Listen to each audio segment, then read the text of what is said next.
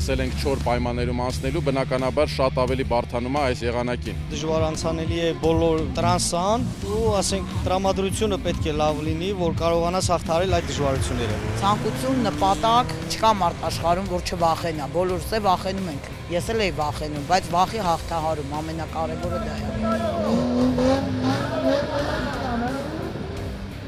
Ամենագնացներով անանցանելի ճանապարհներին արկածներ են որոնում օֆրոուդի սիրահարները։ Սյունիքում անցկացվեց մեգամրցաշար Կապան Ռեյս 2025-ը։ Էքստրեմալ ավտոարշավով հետաքրքրվածները մայիսի 3-ին հանդիպեցին Կապանի նորաշենիկ բնակավայրում հաղթահարելու արտաճանապարհային դժվարությունները։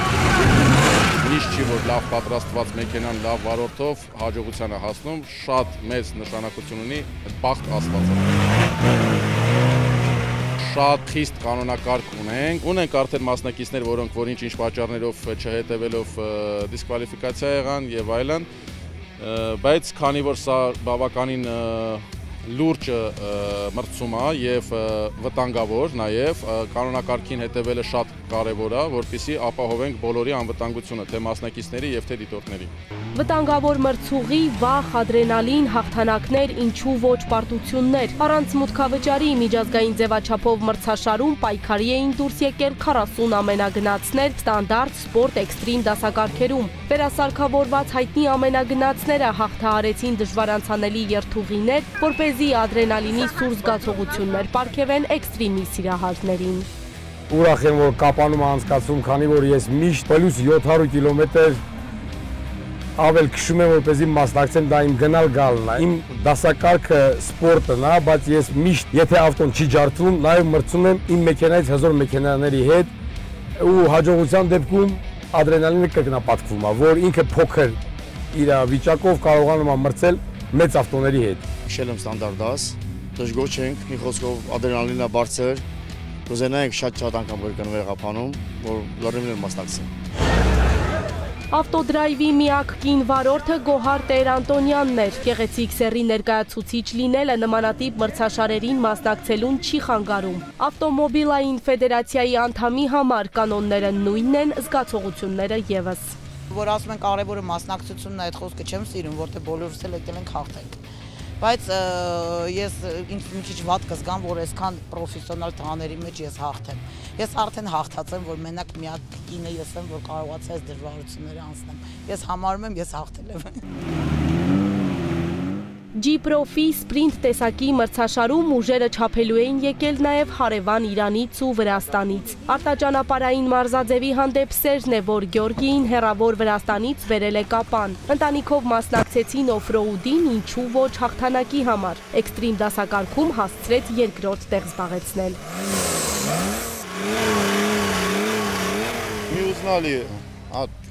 Facebook-ի միջոցով ենք տեղեկացել եւ որոշել մասնակցել։ Հայերը եւս գալիս են մեզ մոտ։ 1 տարի առաջ եղել ենք Բյուրականում։ Հիմա էլ այստեղ ենք։ Մարզաձևը ինձ դուր է գալիս, նաեւ ընկերներ եմ ձեռք բերում։ Բնականաբար նաեւ հաղթելու նպատակով եմ այսքան ճանապարհ կտրել անցել։ Իհարկե լինում են մանրուքներ, որոնք խանգարում են ընթացքին, բայց եթե հաղթանակի հնարավորություն չլիներ, այստեղ չէինք գա։ Մեքենան պատրաստել ենք հատուկ այսպիսի ճանապարհների համար։ Հիմնականում խոչընդոտների շատ քիչ է հանդիպում։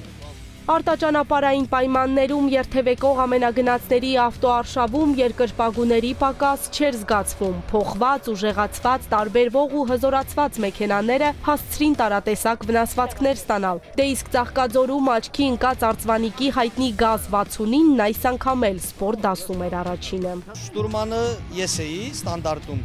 իսկ վարորդը Սուրեն Հարությունյանն էր։ Այս տարկում էր ես եմ վարորդը, հակառակը Սուրենն է շտուրմանը։ Հուսով եմ 90%-ով հաղթանակած դուրս կգանք։ Երևի առաջի մեքենան ու ասենք դասերում չկա այսպիսի մեքենա, գազ 69-ն է կոչվում։ Երկարատև դադարից հետո Հայաստանի 4x4 օֆրոուդ ակումբն ու Կապանի համայնքապետարանն են նախաձեռնել ամենագնացների էքստրեմալ պայքարը։ Մասնակիցների մեծ մասն այս անգամ հենց Կապանից էր։ Միջոցառման նախաձեռնողը Կապան համայնքի ղեկավար պարոն Գևորգ Փարսյանն է, հովանավորությամբ Կապանի լեռնարարծացման կոմբինատի եւ Կապան բարեգործական հիմնադրամի միջոցով։ Սա նաեւ ադրենալին է, նաև հպարտություն, նաև ոգևորություն իր ֆորմատով շատ գեղեցիկ միջոցառում է, որ իր շուրջն է հավաքում տարբեր ոլորտի, տարբեր սֆերայի մասնակի հանդիսատեսների 12 ժամ եւ ավելի տևած էքստրիմ արշավի ավարտին հաջողություն գրանցած ամենագնացների անձնակազմներն արժանացան շնորհակալագրերի, գավաթների ու իհարկե դրամական պարգևների։